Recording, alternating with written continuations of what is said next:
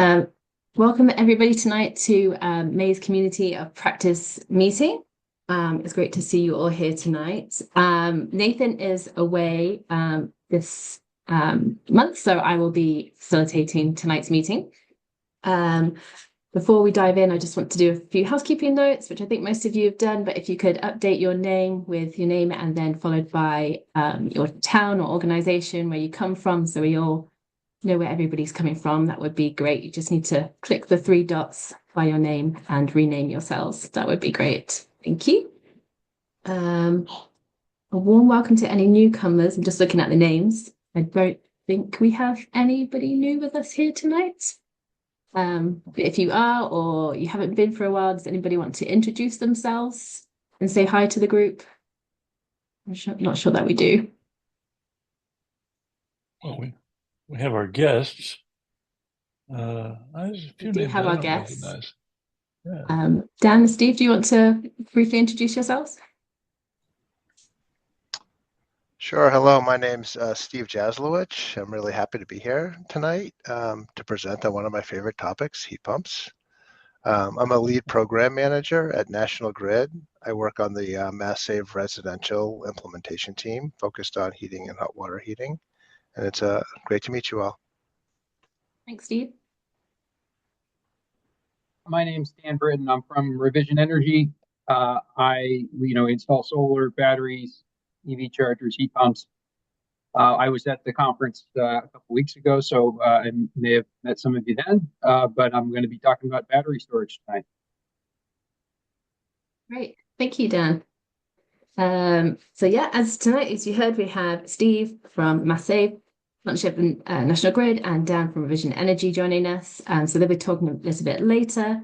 But as Dan just mentioned, the conference, we had our second annual conference. I think it was only 2 weeks ago now. Seems forever. Meg and I were busy planning for it, and it's over in a flash. But we had such a great time meeting so many of you and so many other new faces. It was a great day. Hopefully that those that did attend, you had a great time as well. Just some follow-ups from that. Sent out a few follow-up emails. If you haven't had a chance already to complete the post-conference survey, we'd love you to complete that so we can take all your feedback and make next year's even bigger and better. So that'd be great. I'll put the survey in the chat. So if you could take a moment to complete that, that would be great. And then what else? And then also during the conference, Megan also mentioned about how at MassEnergize, we like to recognize the innovation and some of the engagement of some of the individuals in the community. So Megan, if you want to talk about that, what we're planning to do with that, what you'd like people to do. Yeah, sure. We are just in the planning stages of an event for the fall where we do some awards for people in our communities, in this community, to really highlight the hard work that's going on. Everybody's working very hard, so we wanted to just elevate some people that are really maybe going above and beyond or have something innovative. So we have a survey. Again, we're not taking nominations now, but we're taking suggestions for things we might either choose to recognize, could be, or how we might organize these kind of awards. So we're doing a little crowdsourcing of this planning. If you have any ideas, Joe's going to pop that survey link in the chat as well. Thank you. I'll pop both survey links in the chat in a minute. And then if there's nothing else from MassEnergize that we'd like to announce, we'll move on to our first speaker of the evening, Steve. Brad Fabiani, do you want to add anything before we get started? No, thanks. Not particularly. A lot going on, but okay, great. Over to you then, Steve. Can everyone hear me okay? Sure. I'm going to share my can. screen now. Let's see.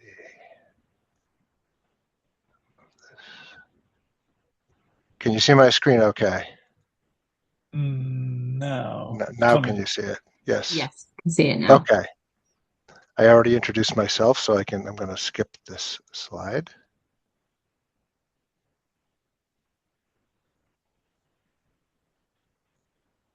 Okay. Just a little background information on MassSave. MassSave is the brand that we market the state's energy efficiency programs under. There's no MassSave building. Nobody works for MassSave. MassSave is the entities that are shown here on the bottom of the screen: Berkshire Gas, Liberty, National Grid, Unitil, and Eversource, and Cape Light Compact. They're the gas and electric utilities in Massachusetts, along with Cape Light Compact, who is an energy efficiency service provider. The MassSave brand was established in 2008 as part of the Green Communities Acts. And we all work together to create and implement the Massachusetts 3-year energy efficiency and decarbonization plan. This year, Massachusetts was ranked number 2 in energy efficiency, the number 2 state in the country, by the ACEEE, which is the American Council for an Energy Efficient Economy. We're usually number 1 or number 2 in the country. So just know Mass is a real national leader in this space, and we're really showing the way for the rest of the country. Briefly about the regulatory structure in Mass, in case folks aren't aware. The way it works is the Office of Energy and Environmental Affairs creates the greenhouse gas emission goal for the 3-year plan. The program administrators, like me and my colleagues, are responsible for producing a plan to meet those goals.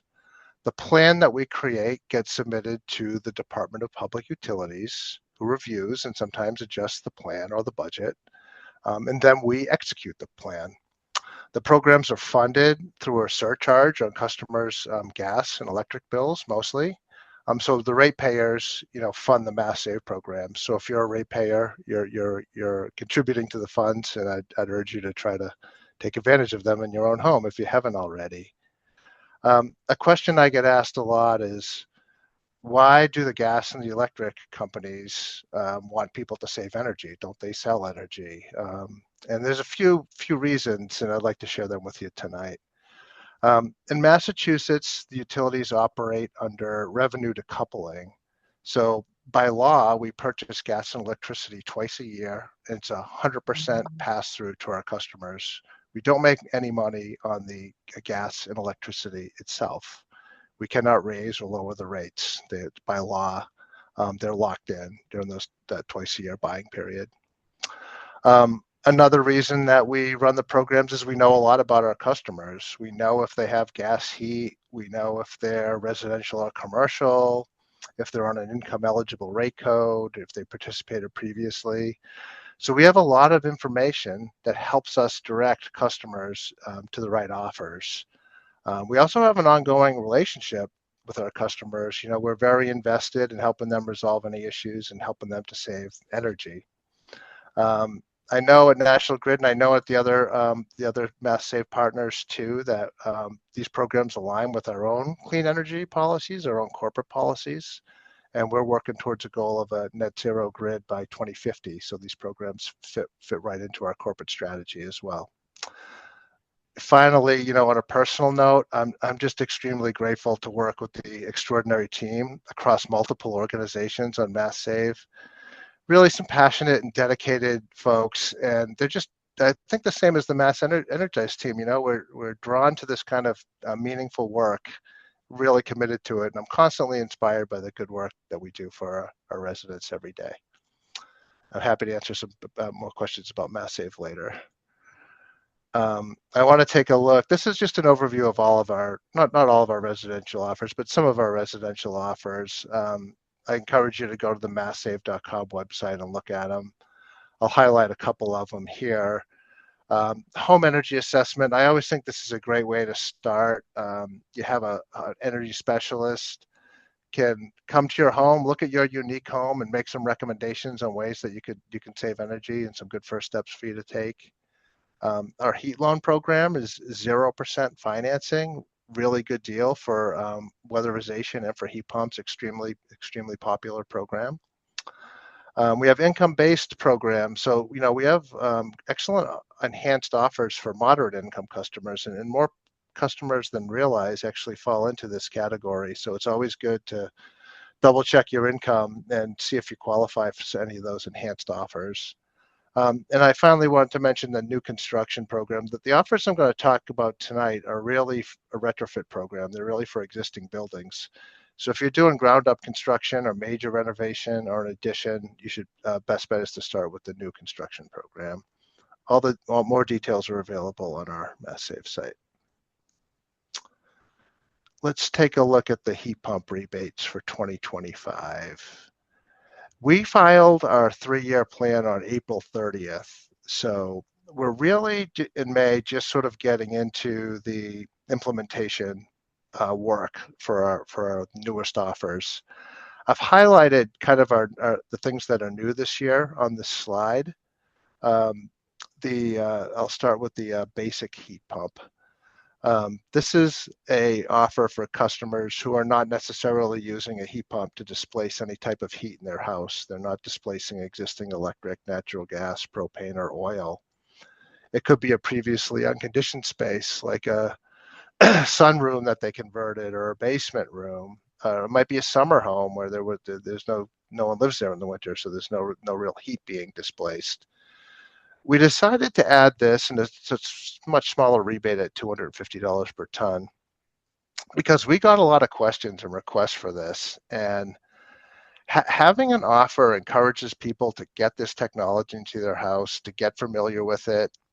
People who put in heat pumps tend to love them, and they really enjoy their quiet operation and their consistent comfort that they provide. So this kind of aligns with our program in terms of market transformation.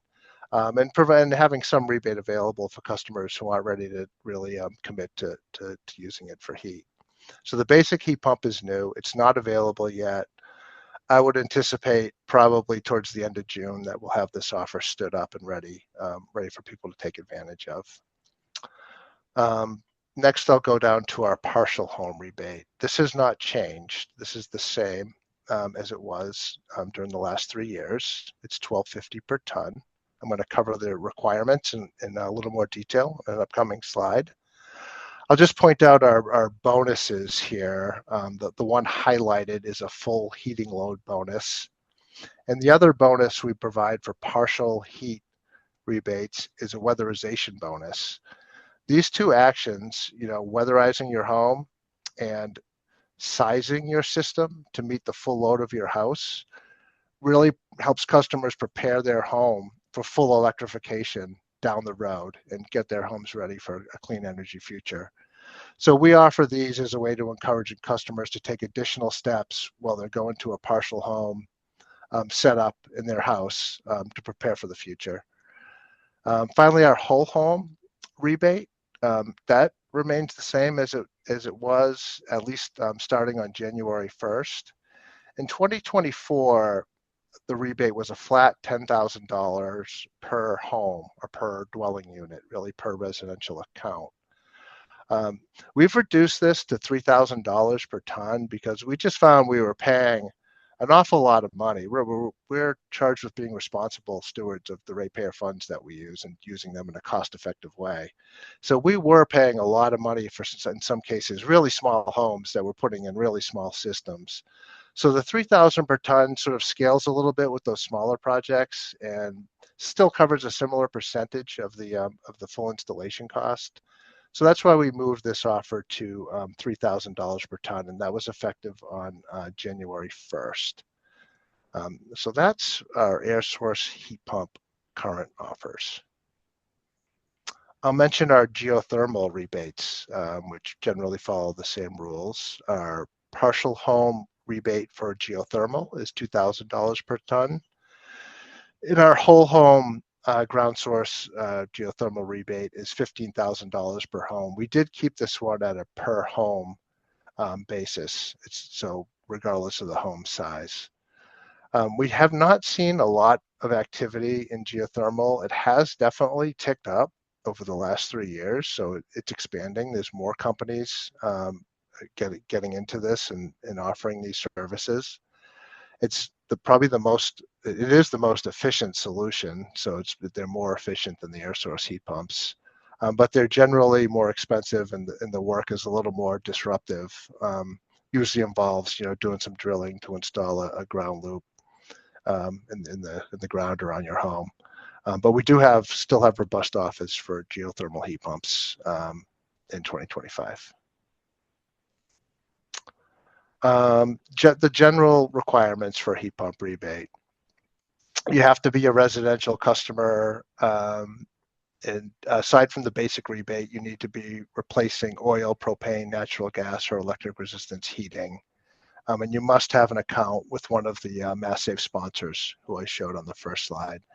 So customers who are in a municipal electric town that does not have natural gas through one of the MassSave entities, they're not eligible for the MassSave rebates, and they can check with their municipal light department, who most of those have offers as well.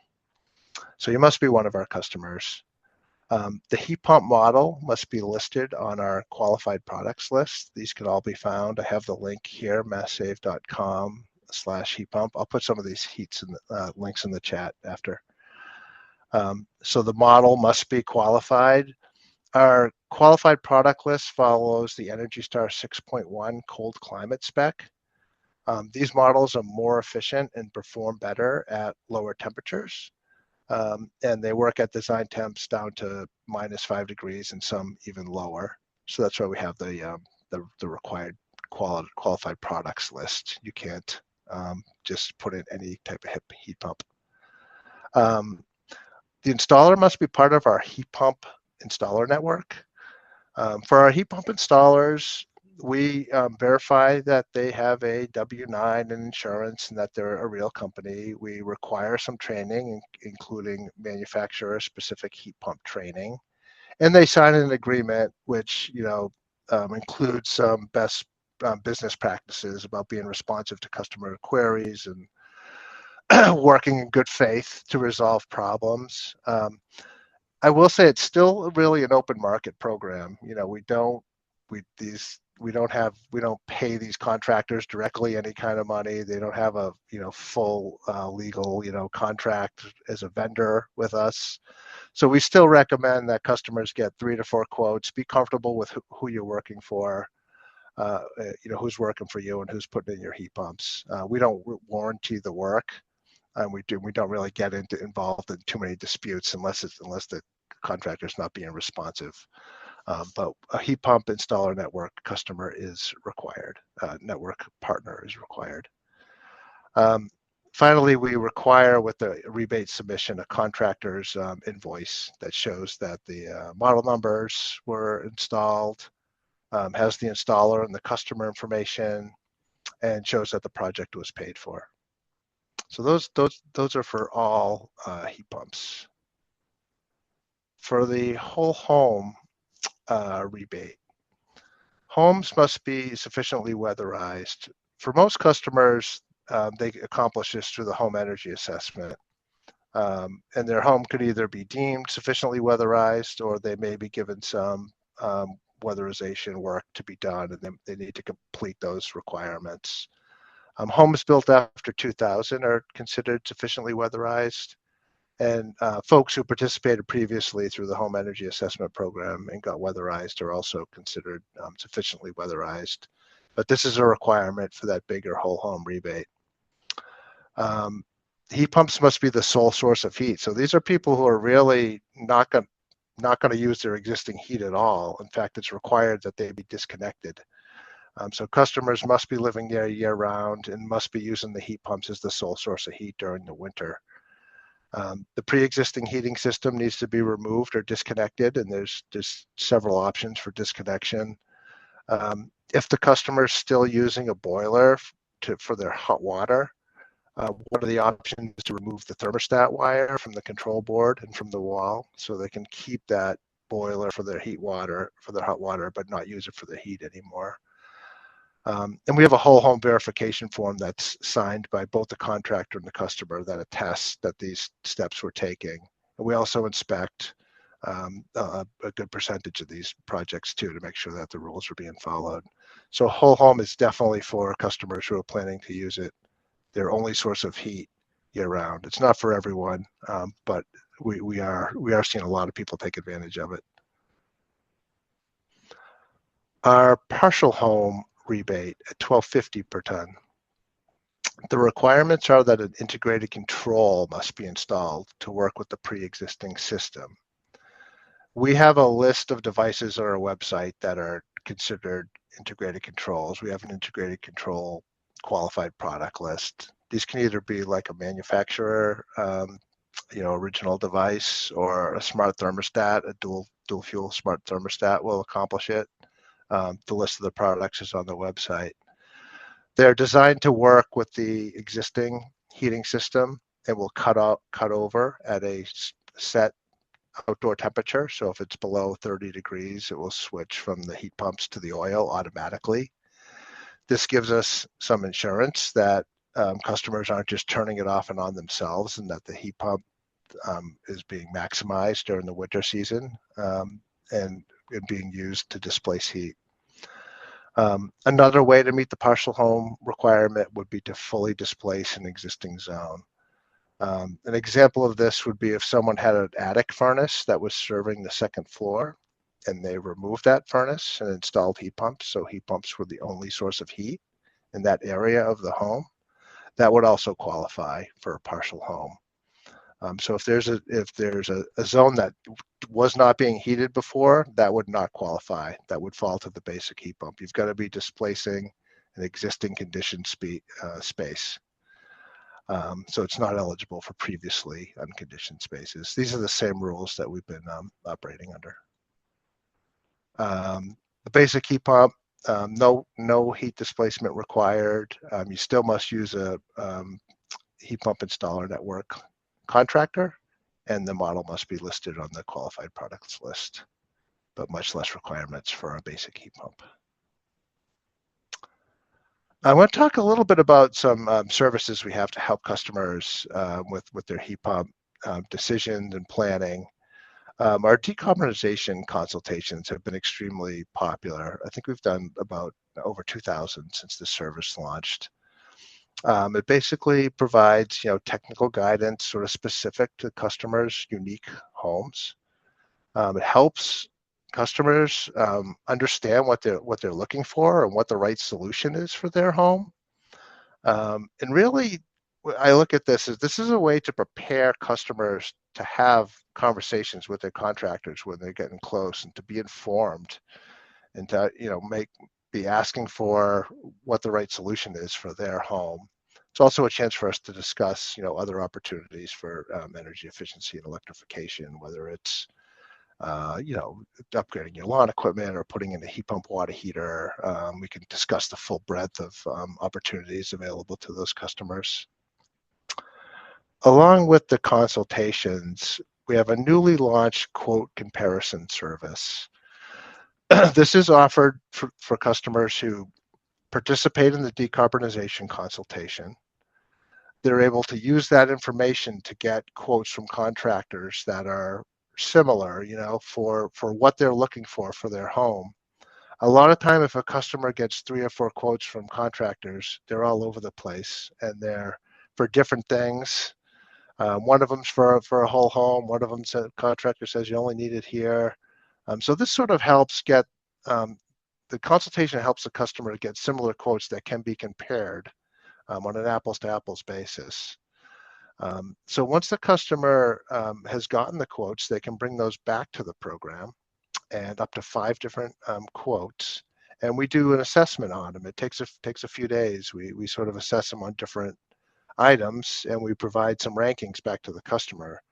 We're not picking winners and saying this is definitely the best one, or this contractor is the best. We're saying this one seems to be sized appropriately. This one seems like it has the right design. The performance metrics on this one will work well in your home, and the costs seem about right. So we assess them on different things. It's ultimately up to the customer to decide what their priorities are, and how they might move forward. But this is just launched in early March this year, so we're still sort of getting this rolling, and it takes a little while for people to sort of come back through with their quotes. So we don't have a lot of evidence yet, but we're excited about the potential, and we think an informed customer leads to a good installation and leads to their comfort and a good outcome for the customer in their home. I'm almost done here. Let's see. Just as some other resources we have for our heat pump customers, we have a heating comparison calculator. Customers can enter their specific energy costs or use some average prices to understand what their operating costs might be if they install a heat pump. The math doesn't always work out in favor of heat pumps, particularly with natural gas, but we think that transparency is important, and we don't want customers to get into something that they're not expecting. So the calculator is a helpful tool for that. We have an online rebate portal, so that's really helpful for your submissions. And you can, it'll take you through the steps, and it helps prevent missing information because it kind of flags you along the way. You can also track your rebates, and you can get, email updates. So we really encourage the online portal. It makes for a much more efficient and thorough experience when submitting your rebate. You can attach all your documents and all your supporting information right there. We have heat pump water heater programs. I think Grace addressed those sort of last week in her presentation. We have an exciting heat pump water heater online marketplace that we're working to release later this year. A lot of our heat pump installer network contractors also install heat pump water heaters, so there's a lot of overlap there, and we have some robust goals in this plan around this technology. So we're looking to expand this and promote this even more. Our heat pump leaders network, which is coming out very soon. There are some contractors who really focus on heat pumps. This is like their business model. They want to be ahead of the curve. They want to do the best technology, the best installations, and they offer a lot of enhanced services. Like they'll can offer, they can coordinate the weatherization or electrical panel upgrade. They're really experts. The Heat Pump Leaders Network, helps us sort of define what that kind of leader looks like and what that type of business looks like. We have some formal, enhanced services that they offer and best installation practices. And we're going to sort of highlight and promote and recognize these through our Find a Contractor tool on our website. And it's a way for customers to say, oh, here's someone who's sort of committing to a higher quality and a higher level. So we think this will be an exciting development, and we're hoping that by encouraging this, we're kind of the rising tide will kind of lift all boats, and we'll see more quality installations across the board from all of our contractors. We're sort of defining a standard here that may be applicable even beyond Massachusetts. This is new, and we're still figuring it out. This is a bit of a pilot year with this year, but this will be coming out this summer. When you're searching for contractors, you'll see this badge, on our site. And finally, probably later this year, maybe Q3, a pre-verification form. This will just be a tool to help customers. They can kind of like start their application and put their information in, and it will come back and say, this is the rebate you'd be eligible for if you followed all these steps. It just gives them a little more like confidence, like, okay, if I follow this project, I am going to get a rebate. It's a little less mysterious. They have a piece of paper that says that you're eligible for a rebate, or a printout, or a PDF. So just a few things that we're working on. Our biggest thing is the quality installation, a weatherized home, comfortable customer with a good outcome. That's what's really going to transform the market. People talking to their neighbors, and this is what you guys do too at MassEnergize, right? You guys are out there in the communities, trying to scale this stuff for homeowners, and so I think our programs tie really nicely together in our goals. That's the end of my presentation. I want to thank Joe for organizing and getting me set up here, and all the MassEnergize team. And I'm happy to take any questions or answer them in the chat. Great. Thank you very much, Steve. We'll open up for a few questions. Shall I start with Karen? I know you had a couple in the chat. Do you want to ask them directly to Steve? Sure. Oh gosh, you know what? I'm in the kitchen, so let me go in a quieter place.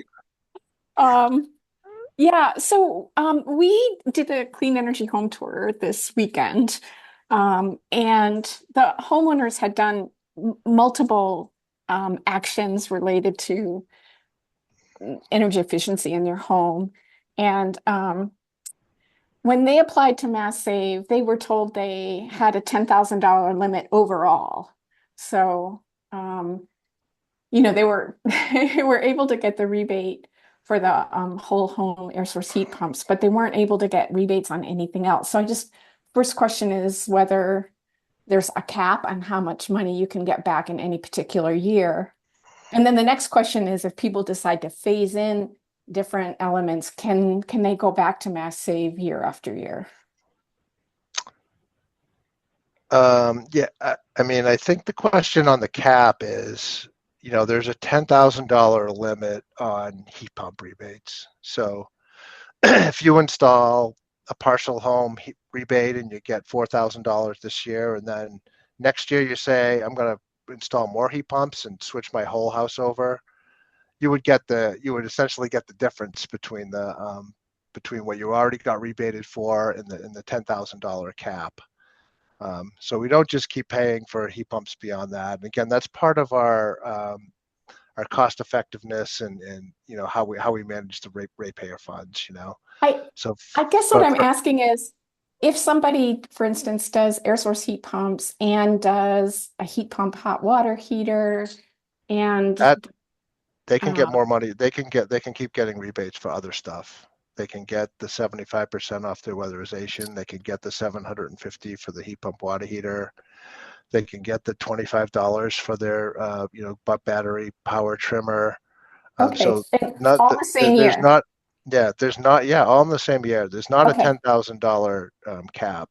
That's just the heat pump cap. Every okay. other offer is eligible. They're all subject to their own limits. Like there's a limit of 3 smart thermostats, for example. But there's no overall cap, to answer your And question. can I just sneak in one kind of different question? And that's the heat pump leaders network sounds amazing. I'm just Yes. wondering, will those vendors be part of training other vendors who aren't as familiar with air source heat pumps? I mean, we offer. No, that's not a requirement. Some of them are active. There are some organizations that actually actively train other folks, and we encourage that. But it's not one of our requirements to participate in terms of the training. We're hoping to sort of our criteria, which we list and put out there, will sort of give other contractors avenues, for them to sort of say, hey, these are the things you need to do to get to this level, and hopefully they'll want to go there. But training's not a requirement, to answer your question. Okay, thanks. Thanks. Brad, you've got your hand raised. Yeah, there are a couple of good questions in the chat about how the enhanced income category works, and also who does the quote comparisons. The quote comparisons are done by a vendor. Abode That is the name of abode? the vendor. Yep, Abode does those for us. So they're our heating and cooling vendor. So they're doing those for us. Sorry, what was the other question? The enhanced income The category for enhanced income, yeah. Yep. this. There's a website. I have some links here. I'll try to see if I can throw these in as I go. These can get detailed. Yeah. There's a I'll find it and put it in after. There's a website, on our website, I think it's like masssave.com/enhanced. And if you go there, there's a chart that sort of shows the income levels and the number of people in the household. And then there's a link to get verified, and you can go do it online, and you submit some information there, and they turn them around pretty efficiently, and they'll come back and you'll get a letter that says, yes, we verified that your income meets the qualification. So that's how it works for our enhanced moderate income program. It's available for customers who are between 61 and 80% of the state median income. That chart kind of changes every year, so I'd really encourage you to go to the website and check that out. But I think that masssave.com/enhanced will get you there. And for example, our whole home rebate is $16,000 instead of $10,000 cap. And so there's significantly more money for customers who fall into that category. Yeah. Great. We've got a few more questions in the chat, so maybe we'll do a couple more before we move on to Dan's presentation. Ellen from Harvard, do you want to ask your question for Steve? Can you hear me? Yeah. Yes, I can hear you. Yeah. Okay, so I saw in one of the charts this air to water issue, and I'm no expert on this. But we have our own coaching program in town, and there's a group of people who have older homes who have been looking at air to water and saying that what Europe has is much more effective than what we have here. I don't know what the issues are. I don't quite understand it all, but they're finding that they can't really find adequate air to water systems. And I don't know if there's issues of refrigerant or there's issue of just they have older houses, so they can just insulate the best they can, and then therefore their houses are colder.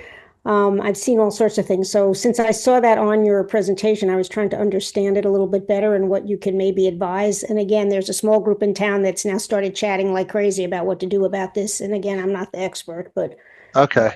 Issue. I'm really glad you raised this, Ellen, because I'm realizing I kind of breezed over it when I was covering the the rebates section. It said, those were air source heat pumps, but those same rules apply to air to water heat pumps as well. We don't have the basic air to water heat pump. That's really not what they're designed for. But we have they follow the same rules. They're eligible for the same rebates. You could do a partial home or a full home with an air to water rebate.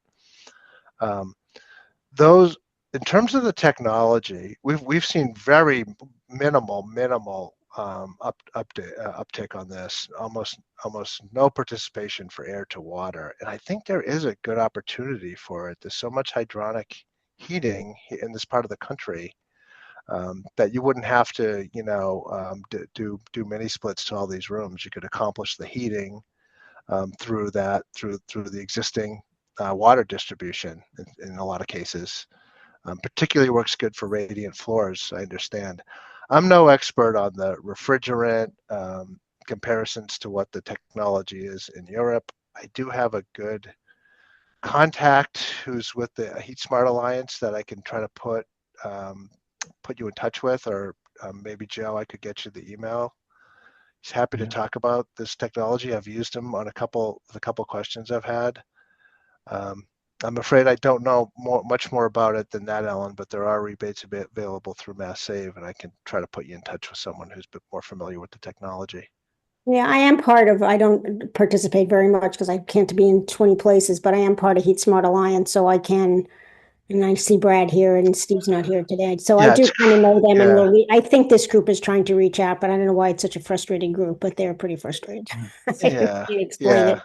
Well, they're eager to do the right thing, and they're interested in the technology. So I understand their concern and enthusiasm. Okay, thank you. Okay, we'll do one more question from the chat, and then maybe Steve, if you've got time afterwards, you can look through some of the questions in the chat and answer a few of the questions. I know Jen's Sure. been answering some of them, but Jen's got my back. That's great. yes. Yep. Daniel from Monterey, do you want to ask any of your questions to Steve?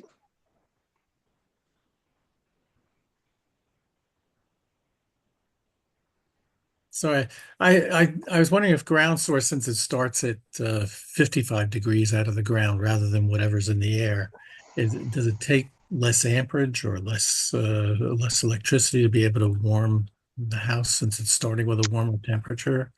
Yeah. Dan, I won't. I don't want to quote the science on that one because I'm not 100% sure, but okay. I do know, they're much more efficient because of that, because it uses less energy to change the temperature.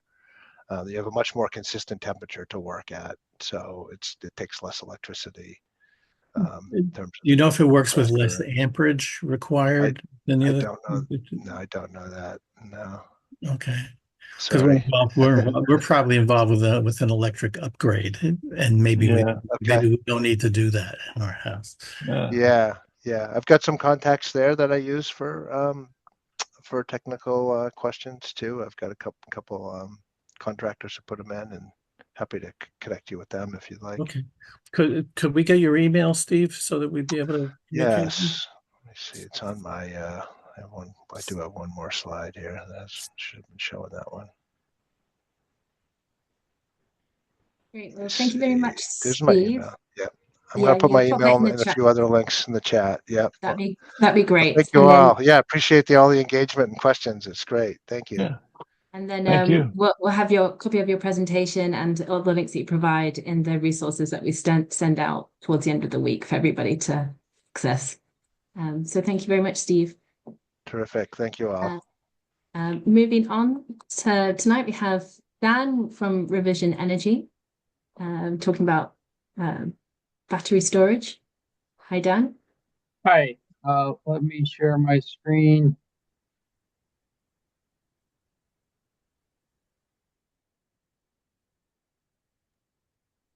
Sorry, I'm not used to using Zoom.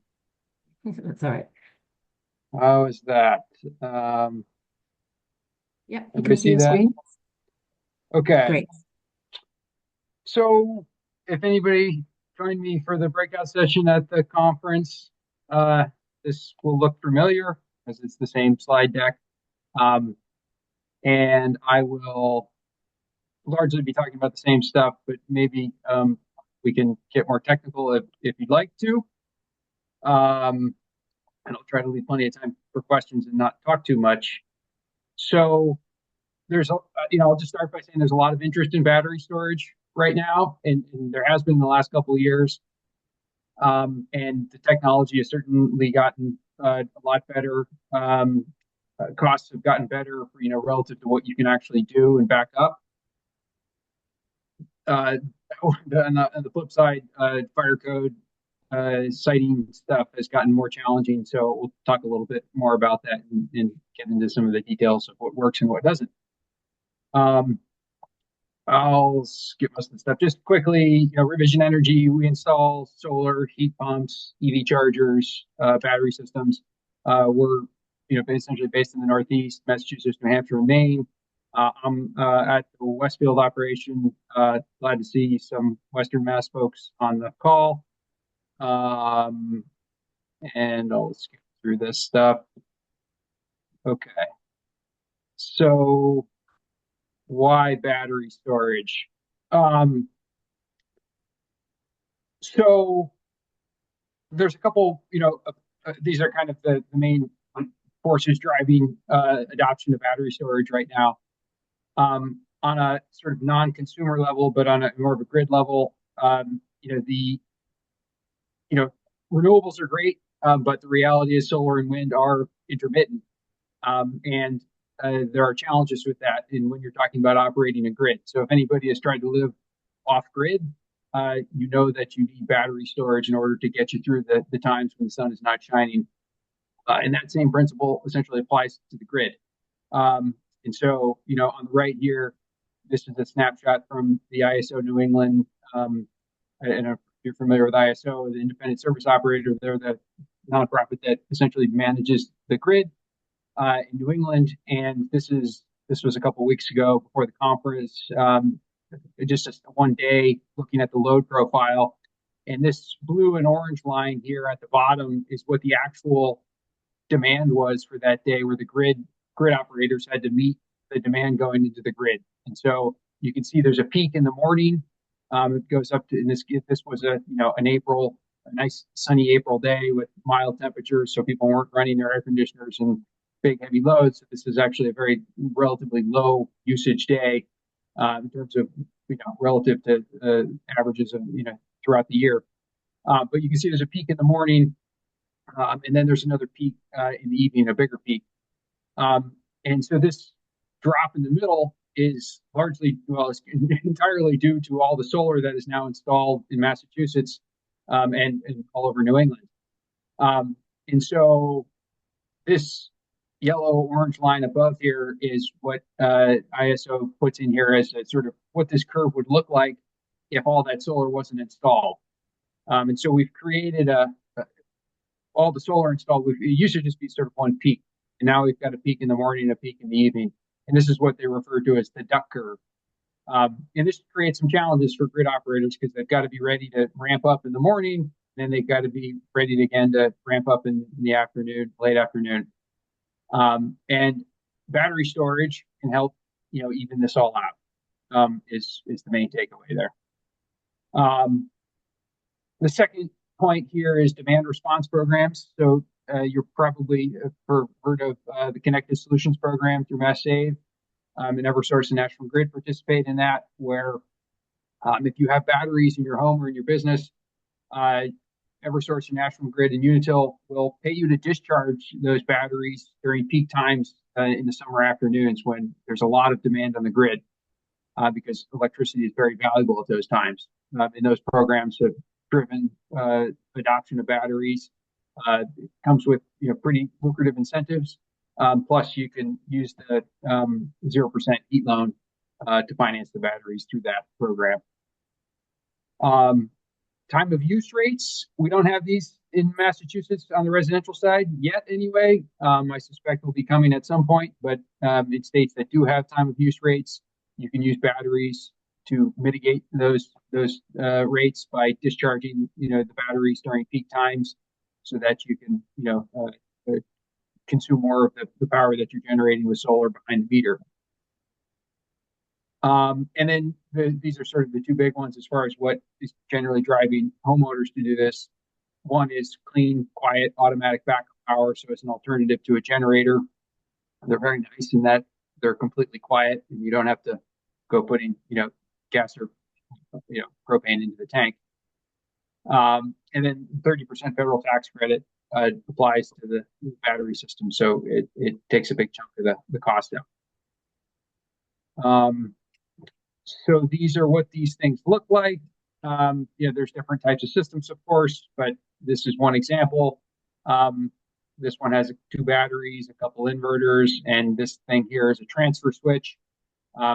This is all the manufacturers have an automatic transfer switch, and they all look slightly different, but they all do the same thing in terms of when the power goes out, this box isolates you from the grid and allows your solar and batteries to operate independently. I'll leave that at that. So system design stuff, so when I'm talking to people about what they want to do, there's really, when it comes to batteries, it starts with 2 questions.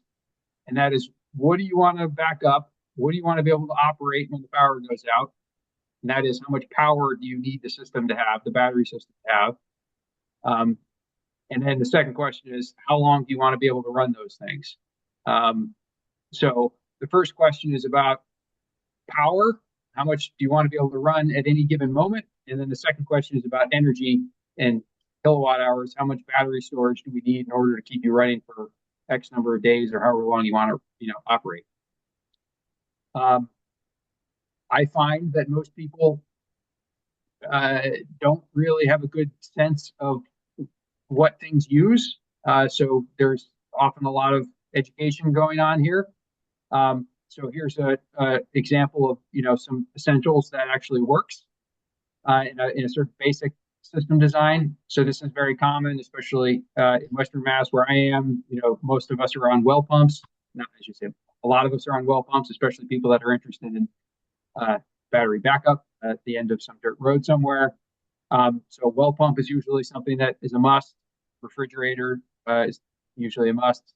Microwave is sort of a nice to have, and is usually doable. And then, whatever the heating system might be, gas furnace, oil boiler, whatever it might be, not heat pumps. Talk about that in a second. And then, miscellaneous lights and outlets. And so looking at these sort of essential loads, if you add up the power consumption of those, it's around 6,000 watts or 6 kW. We make some estimates about how long those are going to run every day. and we can figure out how many kilowatt hours of energy we need to keep things running for one day. So in this scenario, we need 6 kW of power, 18 kilowatt hours of energy storage. That we know will run for one day. And so going back to this picture, that's almost exactly what the system is here. This is a 20 kilowatt hours of battery storage here. And this system can put out 10 kW of continuous power. So this design would work nicely with this, setup here. Maybe give you a little bit more. So some of the challenges. So number one challenge is backing up large loads. So I often talk to people that are building some house that is going to be all electric, or maybe they just went 100% heat pumps and they got rid of their oil system or whatever, and now they're 100% electric. Backing up heat pump systems, whether it's air source heat pump, ground source heat pump, regardless of what kind of heat pump system it is a very challenging thing to back up because heat pumps use a lot of energy. They're super efficient, don't get me wrong, but they do use a lot of energy. And the reality is trying to back them up with batteries is not a good idea because they're not going to last very long. And so this little graph down here is actually from a house that has heat pumps. This is their consumption. The negative line is consumption, the orange. So her heat pump system is kind of chugging along at 2 to 4 kW of power throughout the day. And then this is their solar consumption above this little blip. They've got a pretty large solar array, but this was a January day, and so it only put out 2.5 kW of solar, for a few hours during the day. And the point is, so during this day, they probably consumed about 60 kilowatt hours of energy through that day. So if they lost power, they need a pretty substantial battery system in order to get them through just the day, is the takeaway there. So big loads, heat pumps, hot water heaters, electric hot water heaters, even if they're heat pump hot water heaters, EV chargers, hot tubs, big electrical loads are difficult to back up, and you use them at your peril during an outage. And we usually try to isolate them in a heavy loads panel so you can't use them. And that is all tied to customer expectations, of course, because not everybody is necessarily in tune with how much energy they're using, because they're used to just flipping a switch and doing it as they wish. The other part that's important as far as customer expectations is related to weather. If your panels are completely covered in snow, your batteries aren't going to recharge. So, if it's a blizzard conditions and the power goes out, there's 2 feet of snow on your roof or ground mount panels, whatever, the batteries are not going to recharge until the snow is cleared and the sun comes out. So, it kind of, you've got to be careful depending on what the weather's doing and what your consumption is. And then the other last 2 points are siting and fire code compliance, which I'll got another slide about, because this is, it's kind of a needle in a haystack in terms of finding a suitable location to put batteries as a result of the fire codes. So the current rules are batteries, if we're putting them inside the house, so in a basement utility room, it basically needs to be put into a 1-hour fire rated enclosure, which is essentially a room with 5X gypsum board sheetrock on all sides if it's not concrete. That room has to have a hardwired interconnected smoke detectors with throughout the rest of the house, and it can only be up to 40 kilowatt hours battery storage. Putting them in garages is sometimes an option. If the garage is detached, that's a whole nother, that's usually okay. If it's an attached garage, it generally needs to meet that 1-hour fire rating. So in this case, you can see the garage has sheetrock on all sides where it's not concrete. The other option is to put batteries outside, because that alleviates a couple issues. You don't have to have that utility room. and we can do up to 80 kilowatt hours of battery storage if we're putting them outside. The downside of putting batteries outside is that it makes them, more susceptible to the temperature swings. And if any of you drive EVs, you're probably aware that batteries don't work as well when it's really cold. So discharging is generally not an issue, but charging when you get below freezing is diminished quite a bit. So there's a couple manufacturers. This is Franklin Watt Hour. They've got actual heating element that's inside these batteries that can bring them up to temperature as needed, and they don't really use that much energy to get them up to temperature. So we're comfortable installing this particular battery outside, but others not. That's all I got. Questions? Yeah, cool. Thank you very much, Dan. Yeah. Do we have any questions? Daniel, you had one in the chat. Do you want to ask that to Dan?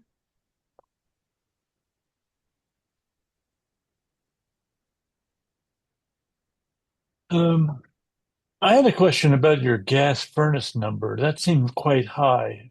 1.5 kilowatts for 8 hours to run a gas furnace. Is that running just fans or ignition or something? That's hot air. Yeah. So it depends on the house. So everyone's different. We use some generic numbers. We've got a calculator that kind of estimates this stuff. But yeah. So a furnace. The primary driver there is the blowing the air, the blower, the air handler. My air handler uses about 800 watts continuous. So, but they vary. And I live in a relatively small house, and it's a single zone. But yeah, so it just depends on the size of the house and what you're dealing with. Boilers are much, pressurized, pumps with baseboard hot water are considerably lower.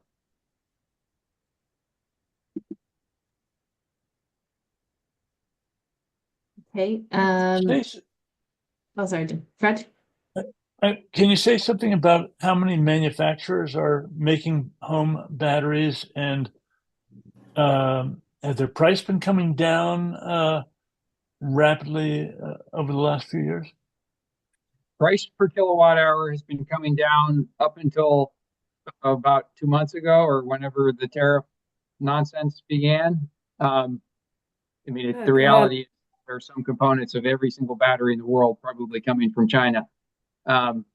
So we're dealing with that right now. But other than that, yeah, price per kilowatt hour battery storage has been coming down quite notably. Do the batteries lose heat in cold temperatures when you're using them, like a car battery does? Do they lose heat? They will heat up when you're discharging a battery. It creates heat. Is that what you're asking? No. When it's very cold temps, if your batteries are outside, if you've located them outside, will they lose when you're using them? Will they lose storage capacity faster than if they are inside? Yes. So it's really about charging capacity is one thing, and the ones that we will put outside basically use some energy to warm themselves up. So you're losing energy, in that sense. It's not a huge amount, but it might be 5% or something like that. Yeah, just from driving an EV, it can be pretty significant. I don't know if it's as significant, but that's really interesting. Yeah, it's a challenge. It's like those solar edge batteries, the one in that bigger room that I showed, those do not have a heating element in them, and so we wouldn't install those outside. But yeah, I think it's something with EVs you'll probably see. There's different approaches with the EV manufacturers are doing different things to get around it. I like the idea of, a lot of them are now basically putting little heating elements directly into the battery cells, which makes a lot of sense because it doesn't take a lot to get them to where they need to be.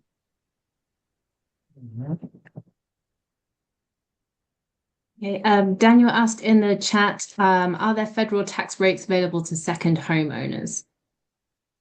The federal tax credits generally apply to anything. So it's only the Massachusetts, there's, the Massachusetts income tax credit for solar, which is capped at $1,000, but it's also only for your principal residence. That does not apply to the federal tax credit. You can put solar and batteries on a second home, third home, whatever, and you still get the 30% tax credit.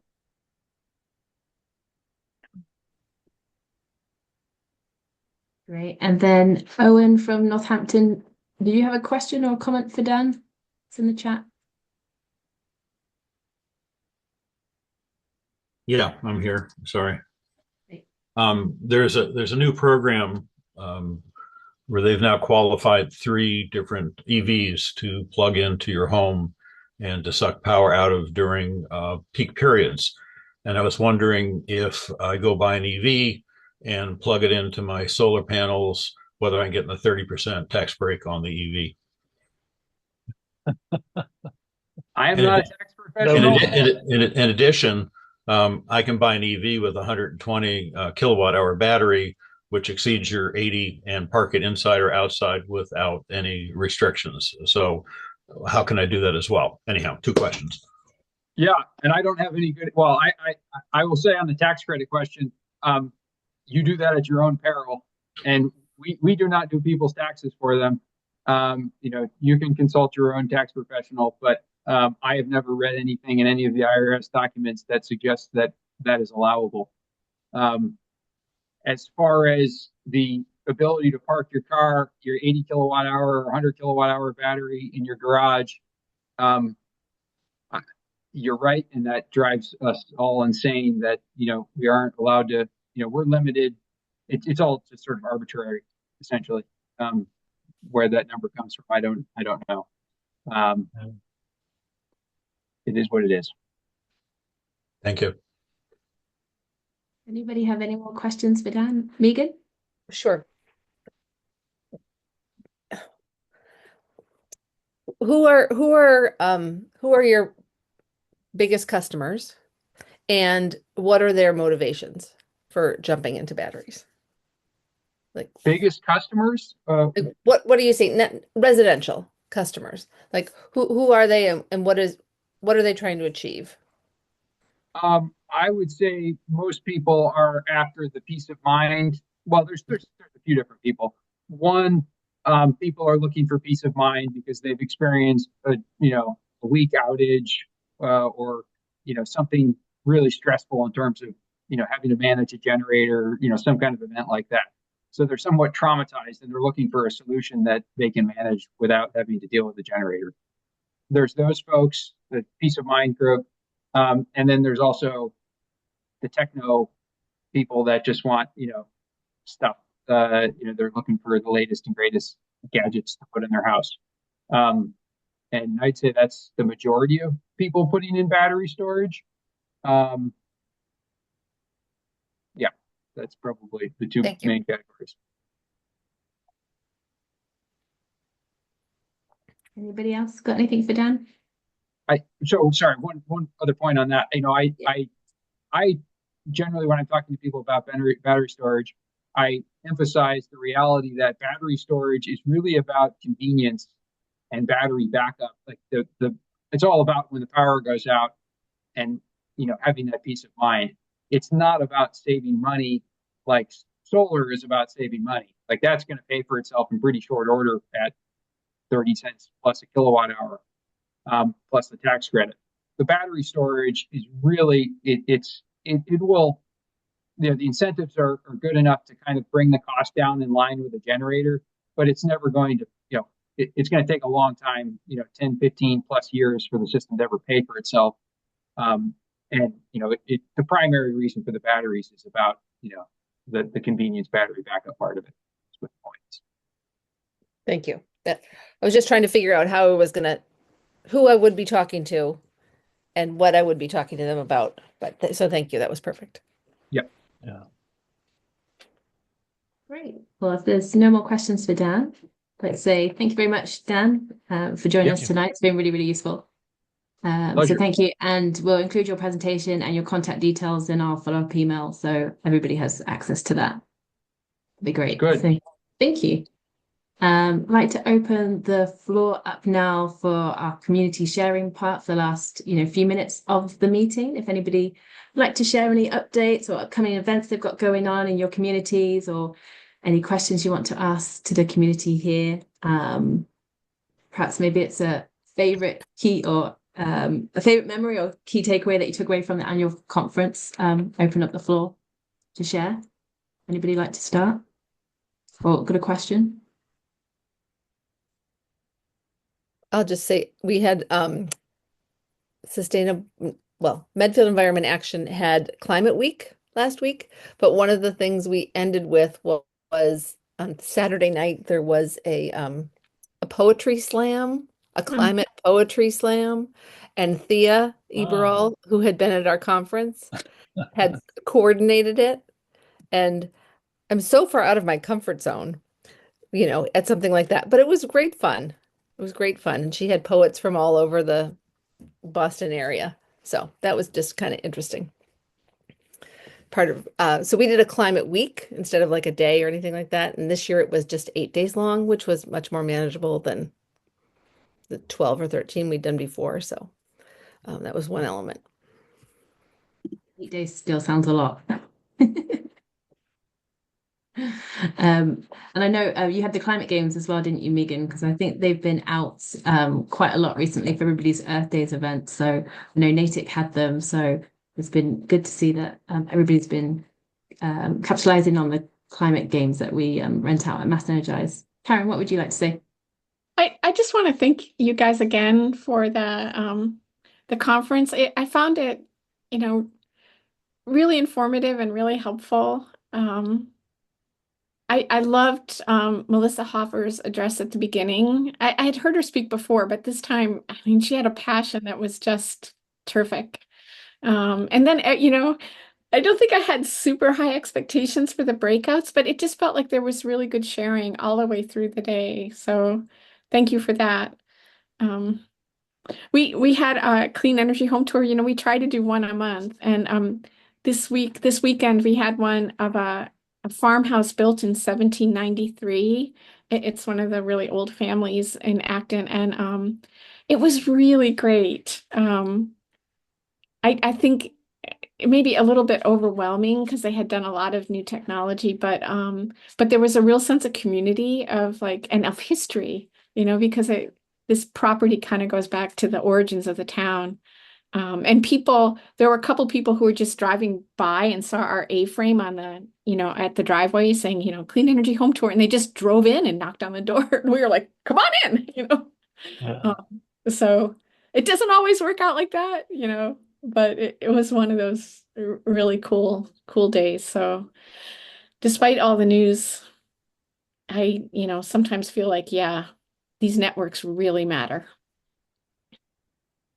Can you say just a little bit more about the home tour? Like you said, you do one a month, but yeah. So we have certain people who are often do it, but this family, they're new, they hadn't done it before. Um, and we've gotten into this once a month process because it's just easy. It's easy, like one person can be there and kind of get it going, and you set up the host. And whereas if you have multiple buildings, multiple houses at the same time, you need more folks around. So anyhow, we did it, and this time it was this house has, I think they said 7,000 square feet. They have a huge barn. It used to be a dairy farm. They put in 3 huge air source heat pumps.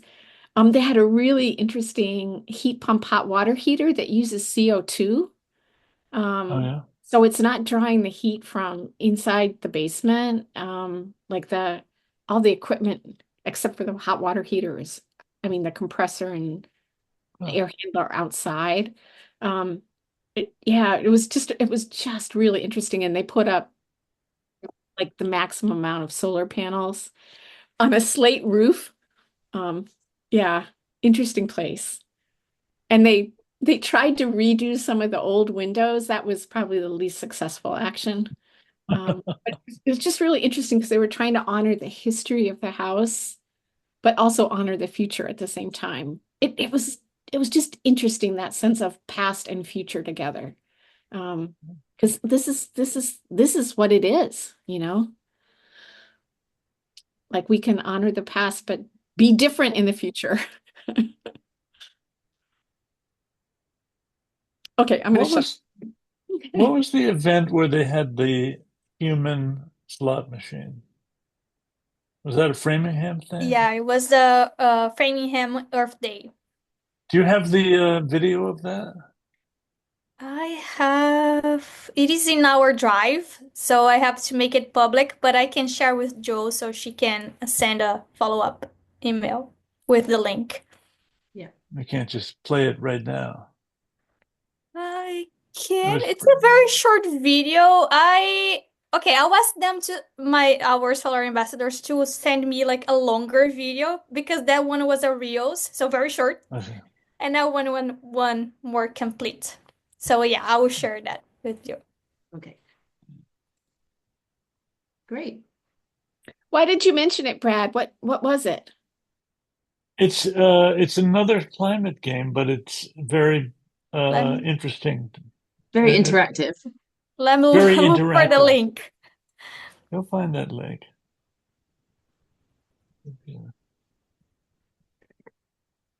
We need to do it. Oh, one other thing that Acton, so we try to do something related to gardening or land preservation once a year, and we do it with the Acton Garden Club and the Acton Conservation Trust. And this year we wanted to look more at forests and the role of forest in terms of climate. And we just threw around all these different ideas and possible speakers. And then it turns out this woman named Linda Mapes, she's a journalist with the Seattle Times newspaper, but she's written a book called The Trees Are Speaking, and it's looking at salmon forests. So it's like looking at the biology and the role of climate, but also indigenous practices to maintain forest health. Anyhow, it looks like a really cool book, but she's going to be speaking at Arnold Arboretum on the 21st of September and at Harvard Forest on the 24th. And I wrote her and I was like, oh, how much do you charge? She's like, I'm going to be in the area. We'll talk in Acton for free. I was like, wow. So anyhow, it could be a really cool talk come fall. So we'll see. I'm ready to great. share. It's really fast. Okay. Show it. Can you all see my screen? Yeah. Can you blow it up or? Yeah. Let me play it again. So yeah, You get the idea. we built that human slot machine, and when they got the three images, like the three equal same image, we gave them some giveaways. It was fun. Wanted to mention there's an interesting talk this Wednesday that I posted to Energize Massachusetts site that you can share, but it's coming up very soon. It's Bill Mumaw, who's a real expert on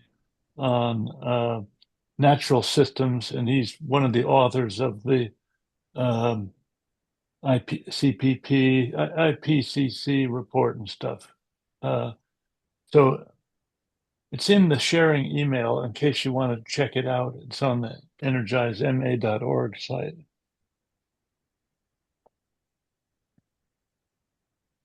Is that responding to climate change in a Yeah. charged political environment? Yeah. No, I mean, Okay. it's advocacy. I don't know if it's advocacy. He's one of the best speakers I've ever heard on Just wanted to make sure I had the right one. climate Yeah, in thank general. Yeah. Okay, great. Anybody else have anything to share? Otherwise, I'll give you the rest of your evenings back to you. Okay, well, just to let you know, our next community practice is on June the 9th, and that will be our last one before the summer break. We don't tend to run them in July and August. And we'll have MassSave doing their mini series again. And the topic for next month is Connected Solutions Demand Response Program Overview for Thermostats and Batteries. So they'll be joining us again next month. So yes, thank you very much for joining us tonight and great discussions. And thank you, Daniel, still on the screen. So thank you very much for joining us. Good night, everybody. Thank you.